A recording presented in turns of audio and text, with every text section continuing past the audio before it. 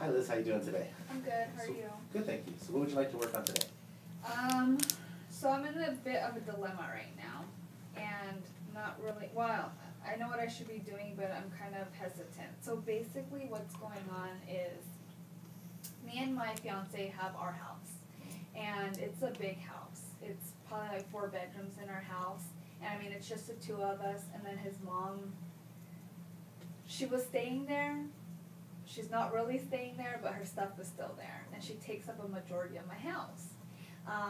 And just recently, his sister, who has stuff in storage because she moved back in with her mother-in-law, asked if she could store her furniture in our house. And I feel wrong saying no because we have all this extra space. But at the same time too, it's like, just because we have this extra space doesn't give you a right to just dump your stuff there so you don't have to pay a bill. And I feel like I should be supportive of my fiance and say, yeah, you know, not a problem, let her store it here. And I mean, in a way, it's not an issue. It's just, I feel like it will turn into an issue because it's like it's going to be prolonged. And so last night I said the only thing she can store in our house is our couches. Well, now, slowly by slowly, we're getting text messages saying, you know, I want to put my refrigerator there. I want to do this there. I want to do this there. And I really am not okay with that. So that's my issue. So it sounds like you're torn between being a good family member and helping somebody out and wanting your space and not wanting to be taken advantage of. Exactly. Because, I mean, she had her home. And I would feel like I'm imposing if I would have been like, hey, can you store my stuff there? I get like one thing or a couple of things, but a sofa, a refrigerator, tables, dining room stuff, like we already have space in our house where we don't really have another place for the kitchen table. So she's coming up with ideas of, well, you know, you can use that big bedroom upstairs and put my sofa in there. And so I'm like, that makes sense, it's doable, but at the same time, it's like, do I say something or do I not? Because it's, you know, there's that saying like, pick and choose your battles. And so I know that I'm one of those that picks a lot of battles, and so I'm trying to be the good daughter-in-law, sister-in-law, fiance, but I just feel like eventually I'm going to get to the point where I might bust. I don't know. So it sounds like you're trying to be accommodating, but you feel that there's going to be a breaking point. Yeah, I feel kind of a little bit taken advantage of at this time, and I mean, I can't speak for the mom on behalf of the sister, and what I mean by that is basically his mom had asked to move in with us. I had said yes because she was going through a divorce with the father-in-law, and I mean, she needed somewhere to go, and if it was my family members, I would expect the same in return. So she said, I'm going to pay you guys rent, you know, and we gave her room to stay in, and basically that room turned into a whole closet space, a whole bathroom, and then 2 bedrooms. Really? Like, you are staying in 1 bedroom and you're using the guest bathroom, but that's still a guest bathroom for when other people want to stay over. And it's just kind of annoying that I have to deal with that.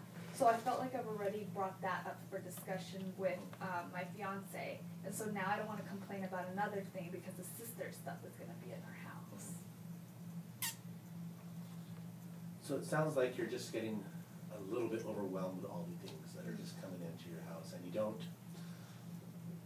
want to have an argument.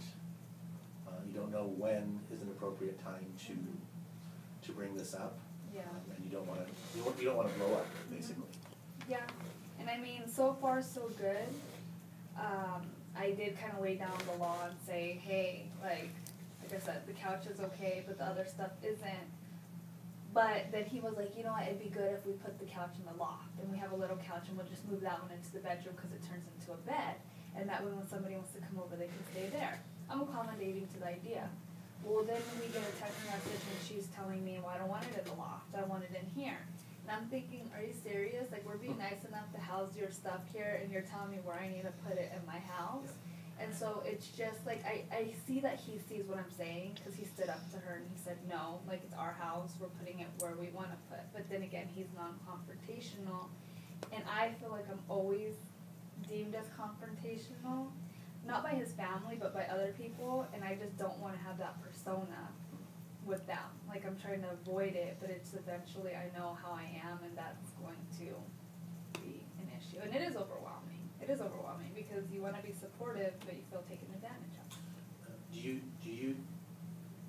How would you describe yourself as being confrontational?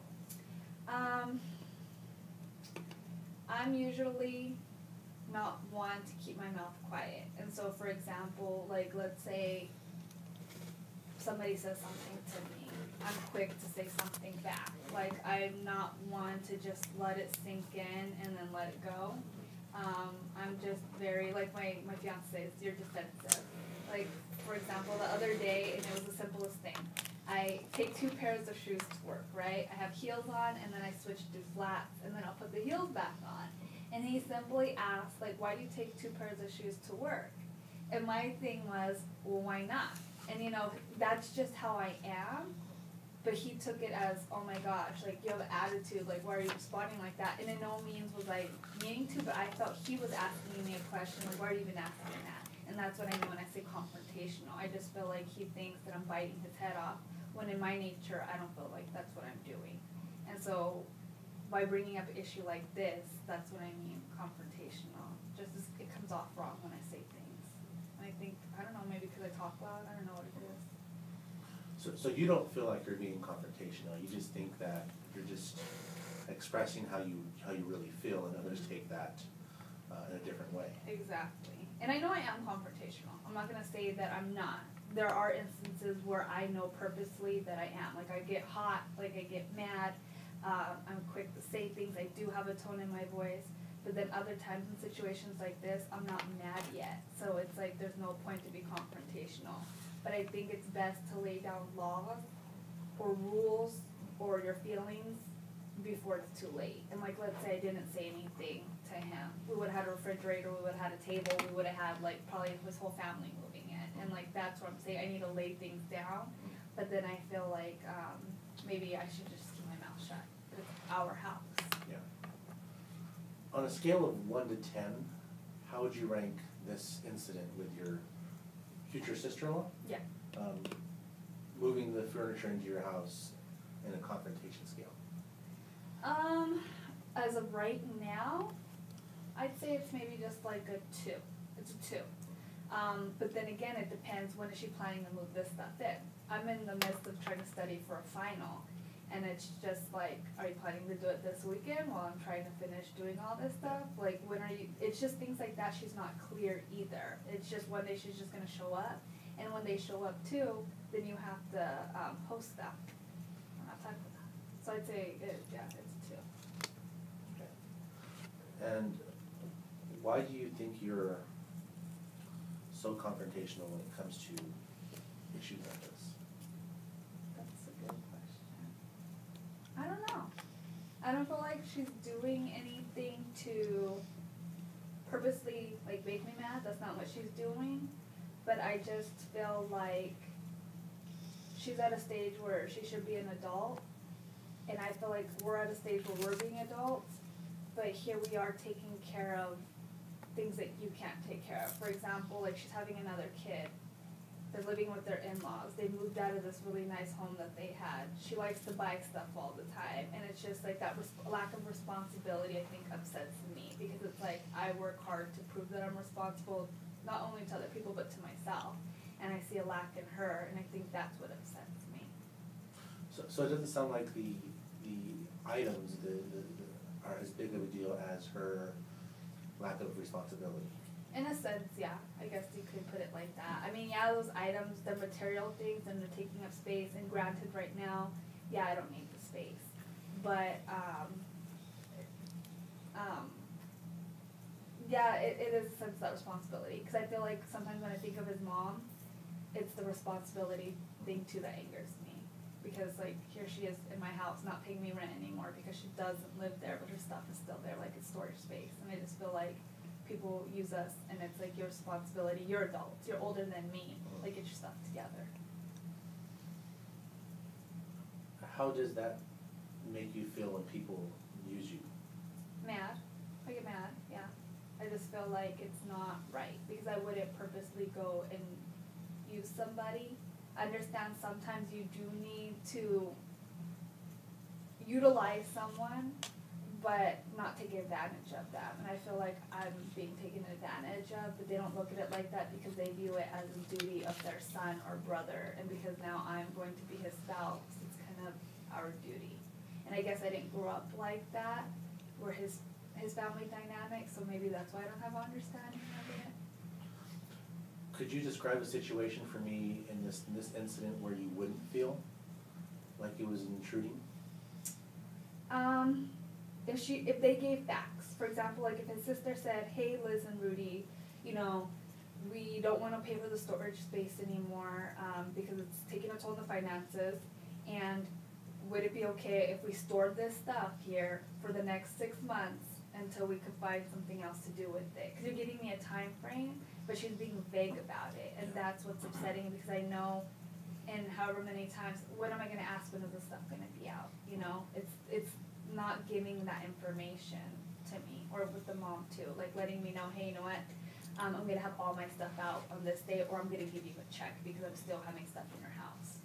So it seems like you feel that it's once again, it's not so much the item, it's just that uncertainty that goes with not having a rigid timeline of when things are going to be there, that uncertainty of not knowing how long we're going to be there. Mm-hmm. Yeah, pretty much. And how would you